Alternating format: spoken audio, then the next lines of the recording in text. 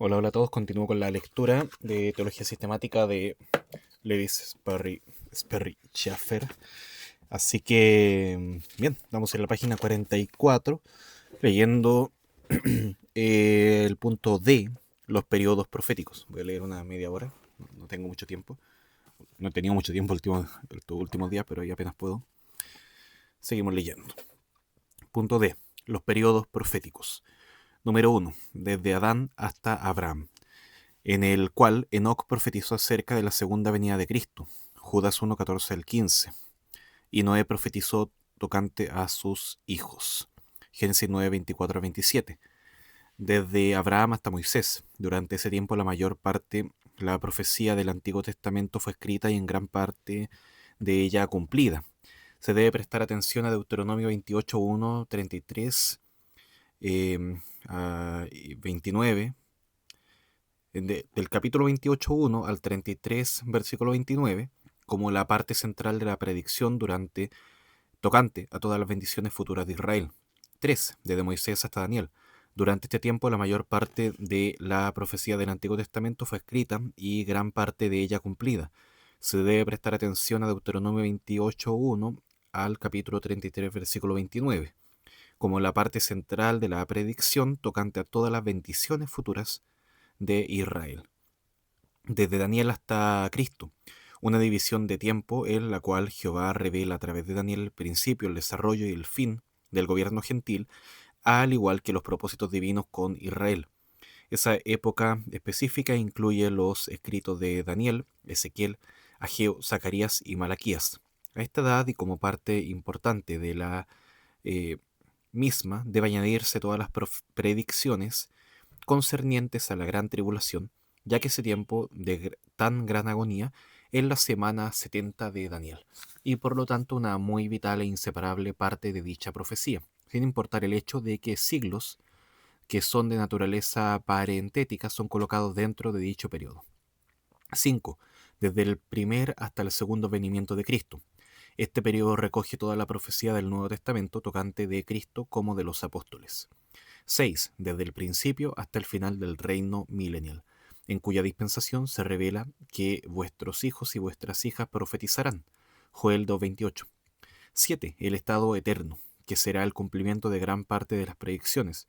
Aunque no hay anticipación registrada de que alguien profetizara entonces, en verdad se declara que la profecía entonces se acabará. Primera a los Corintios 13:8. Punto E. Los varios aspectos del reino terrenal.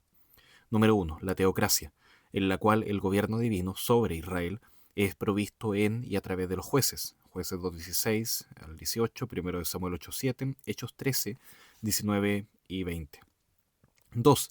El reino prometido, en el cual Dios entra en un pacto incondicional con David tocante a la inalterable perpetuidad de su casa, su reino y su trono.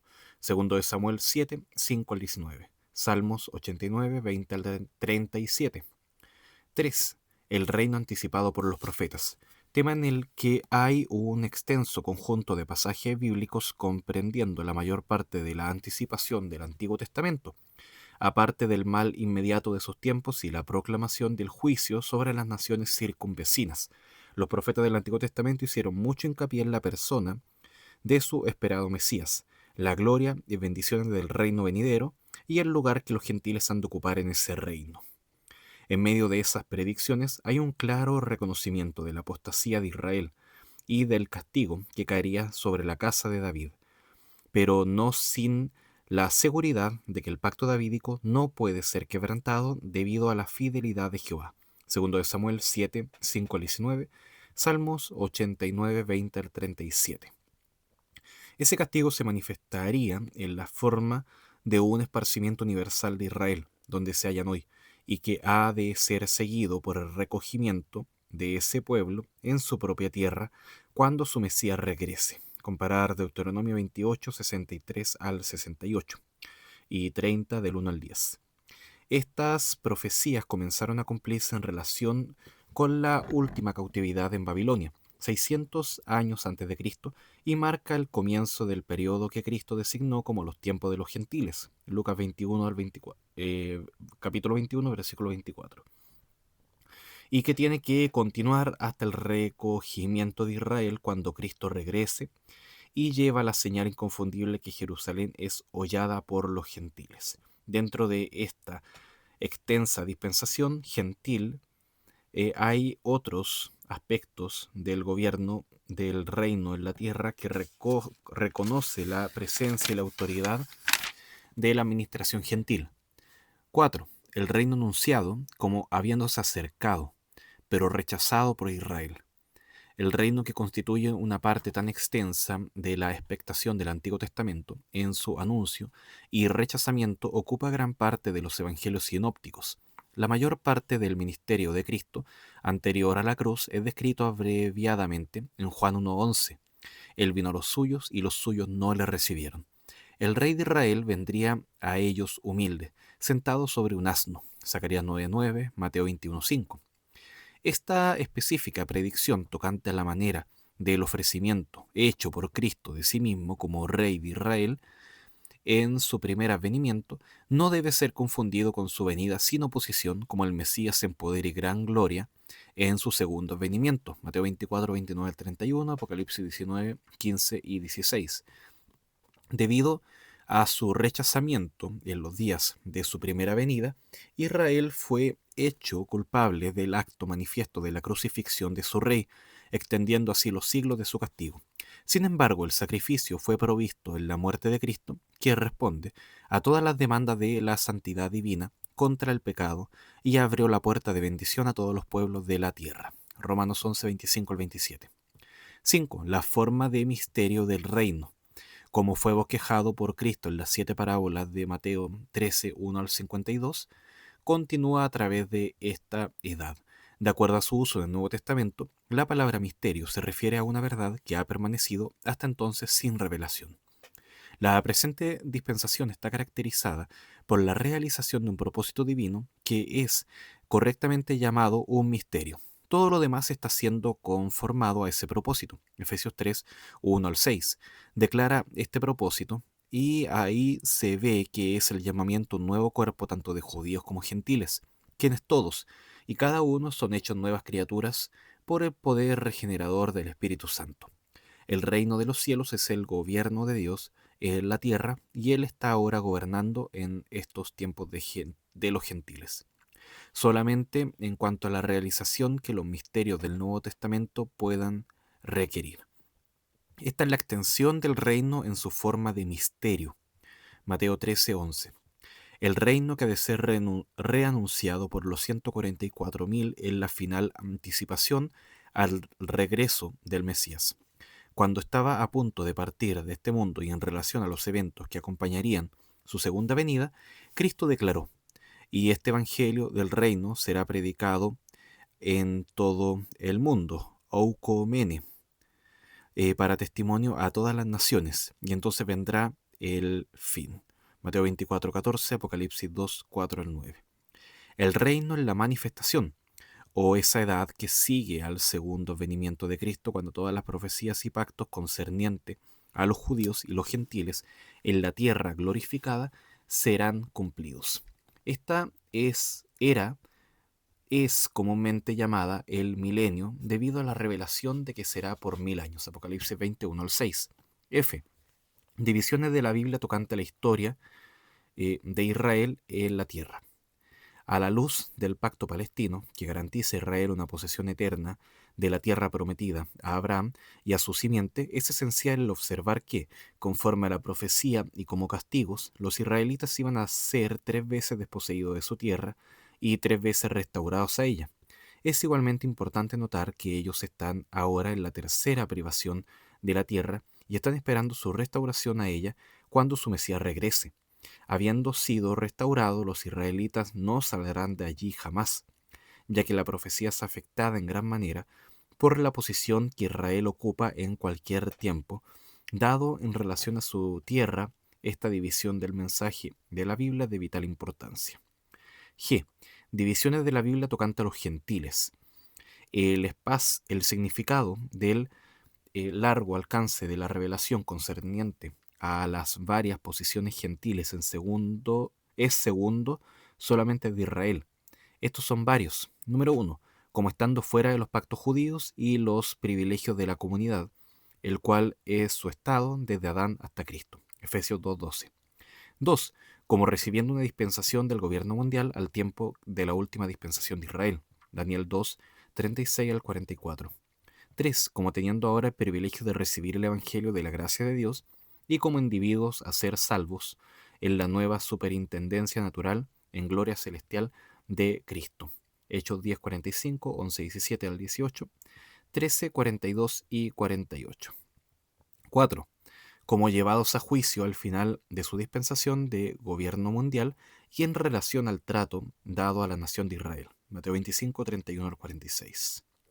5. Como visto en la profecía, los que han de participar como pueblo subordinado en el reino de Israel. Isaías 2:4, 63 y 5 y 12, 62, 2 y Hechos 15, 17. 6. Como entrando en y continuando con el reino de Israel.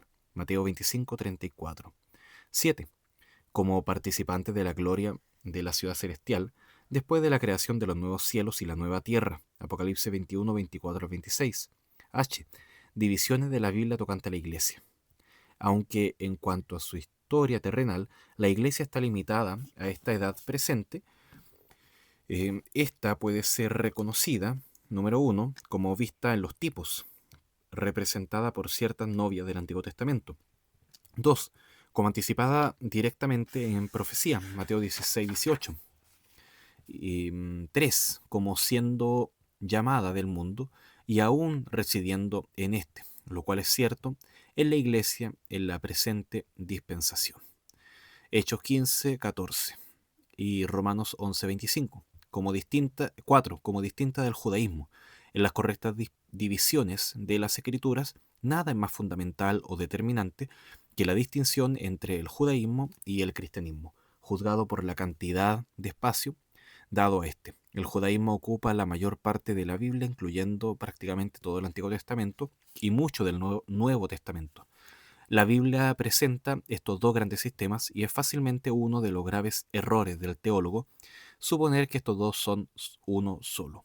Es cierto que hay aspectos comunes a ambos, tales como Dios, el hombre, el pecado y la redención, pero hay vastas diferencias entre ellos y esas diferencias tienen que ser observadas.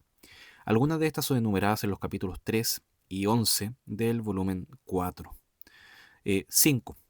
Como recibida en el cielo por la resurrección y el arrebatamiento, y allí premiada y unida en matrimonio con Cristo. Primera Tesalonicenses 4, 13 al 18, Segunda Corintios 5, 10, Apocalipsis 19, 2 al 9. 6. Como regresando con Cristo para su reinado terrenal, Judas 14, 15, Apocalipsis 19, 11 al 16. 7. Como reinando con Cristo en la tierra, Apocalipsis 26. Número 8. Como participantes de la gloria del nuevo cielo y como tal tan relacionado a la ciudad celestial como para darle el título caracterizante de la novia, la esposa del Cordero. Número 4. Las principales divisiones de la bibliología. La bibliología se divide naturalmente en 7 partes, es a saber, número 1, revelación, 2, inspiración, 3, autoridad, 4, iluminación, 5, interpretación, 6, vitalización y 7, preservación. Comenzamos con el capítulo 3, que se llama revelación. En su uso teológico, la palabra revelación está limitada al acto divino de comunicar al hombre lo que de otro modo éste no podría saber. Esta forma extraordinaria de revelación, ya que se origina en Dios, está por necesidad en gran manera subordinada a agentes y medios sobrenaturales. Nada puede ser más ventajoso para el hombre, ni hay nada más cierto que el hecho mismo de que Dios le haya hablado.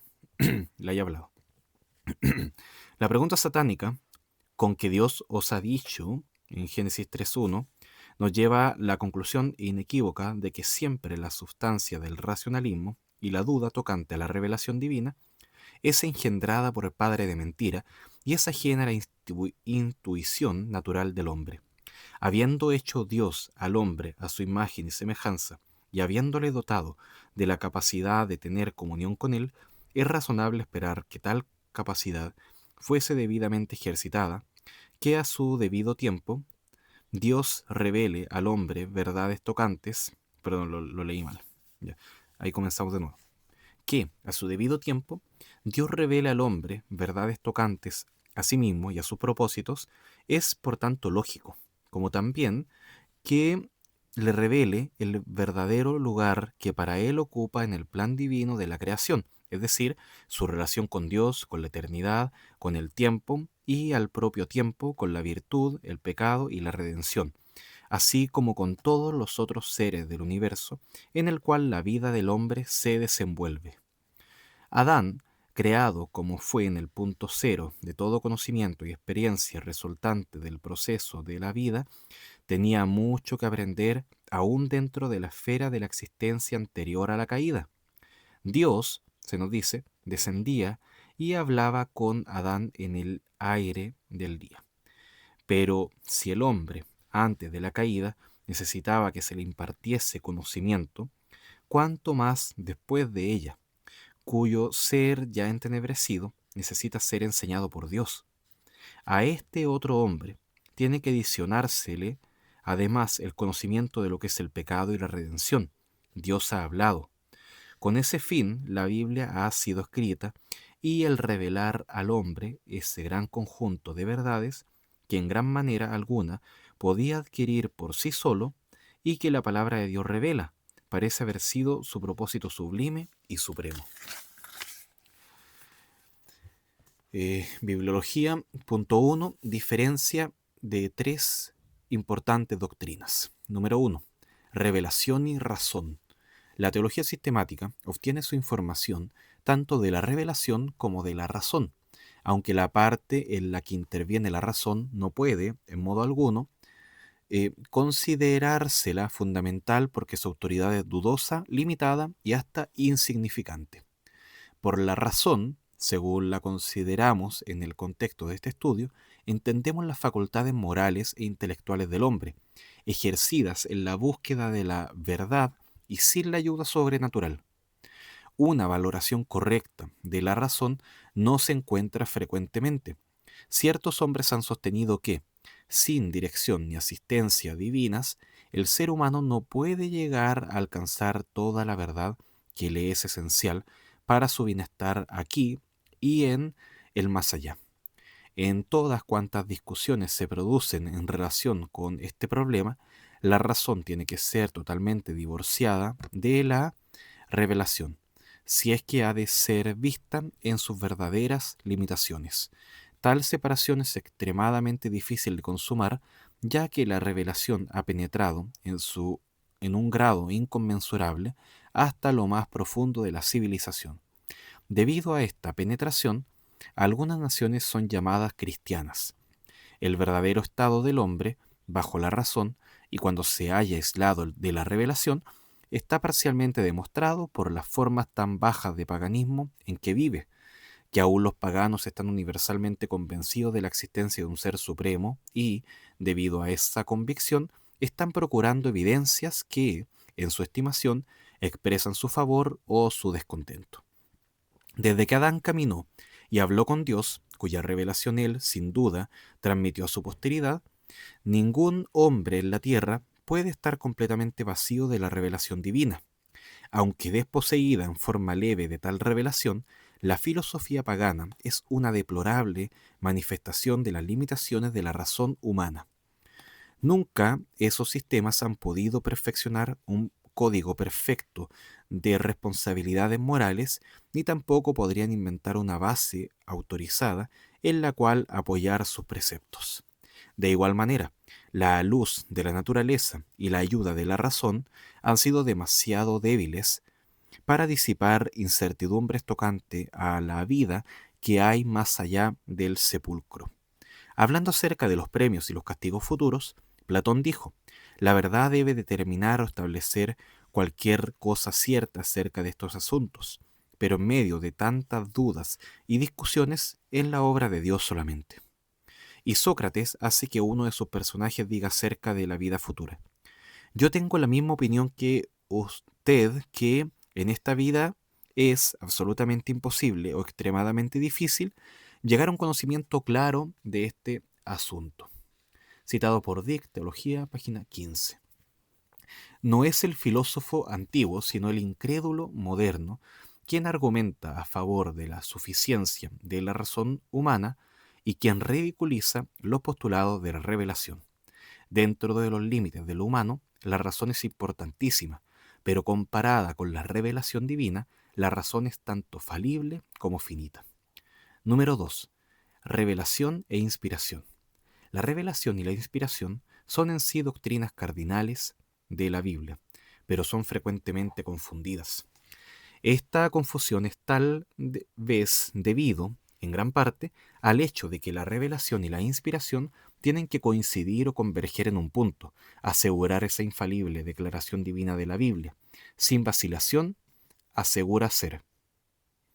Esta es, por derecho propio, no solamente sistema de verdad revelada, sino que es el único sistema de verdad revelada. Es una intervención supranatural en los asuntos del hombre. Tal declaración, por necesidad, implica dos observaciones divinas, a saber, la revelación, que es la influencia divina directa que comunica la verdad de Dios al hombre, y la inspiración, que es la directa influencia divina que garantiza una correcta y fiel transferencia de la verdad en el lenguaje que otros puedan entender. Aunque estas dos operaciones divinas frecuentemente coinciden, también es verdad que éstas a menudo actúan separadamente. Por medio de la más pura revelación, José fue avisado por Dios en un sueño que debía huir a Egipto con María y el niño Jesús. No se nos dice, sin embargo, que él hubiese sido inspirado a escribir dicha revelación para beneficio de otros.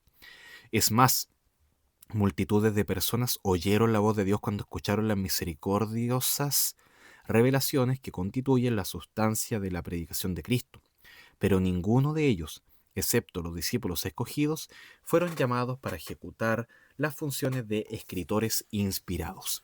Por otra parte, esos hombres inspirados presentaron verdades con esa pereza que solamente la inspiración podía asegurar, pero estas verdades no eran estrictamente hablando revelaciones. Los escritores de la Biblia frecuentemente registraron cosas que ellos mismos vieron o dijeron, en cuyo caso no había necesidad de revelación directa. Esta diferencia es más ampliamente demostrada a través del hecho de que, aunque algunos hombres están de acuerdo en que la Biblia sí presenta una revelación de Dios, están en desacuerdo en relación a la solución de varios problemas en cuanto a cómo la revelación de Dios pudo ser transmitida sin error a través de hombres falibles y que aún le faltaba mucho en su educación de acuerdo con la cultura de sus tiempos. Estas y otras diferencias entre la revelación y la inspiración serán estudiadas más adelante al considerar ambas doctrinas más ampliamente. Número 3. Revelación, inspiración e iluminación. Una clara diferencia entre revelación e inspiración, por un lado, e iluminación, por otro, es también esencial. Esta última siendo la influencia o el ministerio del Espíritu Santo capacitando a todos aquellos que están en relación correcta con Dios para comprender las Escrituras. De Cristo está escrito que Él abrió el entendimiento de ellos para que comprendiesen las Escrituras. Lucas 24, 32 y 45. Cristo mismo prometió que cuando el Espíritu Santo viniese, Él guiaría a toda la verdad. De igual manera, Pablo escribe, hemos recibido el Espíritu que es de Dios para que sepamos lo que Dios nos ha concedido. 1 Corintios 2:12. Y Juan señala del Espíritu que Él os enseña todas las cosas. 1 de Juan 2:27. Sin embargo, es obvio que la iluminación, siendo la declaración de la Escritura ya dada, no lleva implícita la responsabilidad de añadir a esas escrituras, ni tampoco la iluminación exige que la transmisión inspirada e infalible de aquello que el Espíritu de Dios enseña haya de escribirse en un idioma. Inspiración, por la cual la revelación encuentra una infalible expresión, es confundida tanto por los católicos romanos como por los racionalistas. Los católicos toman ese camino para poder mantener la creencia de que la Iglesia romana, tanto primitiva como contemporánea, posee un dogma extrabíblico de autoridad que es igual al de la Biblia y superior a la Biblia, juzgando por sus conclusiones cada vez que se ve en la necesidad de dictaminar entre la Biblia y la Iglesia católica. Esta es una usurpación palpable, ya que las pruebas que establece una Biblia autoritativa e inspirada son más que suficientes, mientras que las mismas pruebas a favor de una iglesia autoritativa e inspirada son inexistentes e inadmisibles.